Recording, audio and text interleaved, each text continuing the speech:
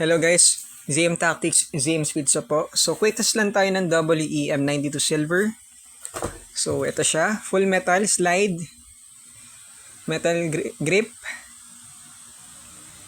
ambidextrous, safety lever, and double action to guys. Meaning ng double action kapag pinul nyo yung trigger, ayan, gagana siya. Okay? So loaded na yung magazine natin with .20 na bala and wider gas. Kasi natin. So naka-safe siya. Ba natin yung lever. Firing. Baliktad pala. Firing.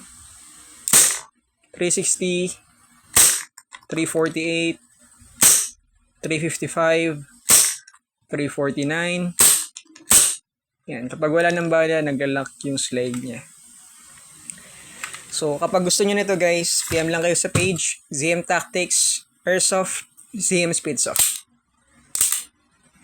Thank you po.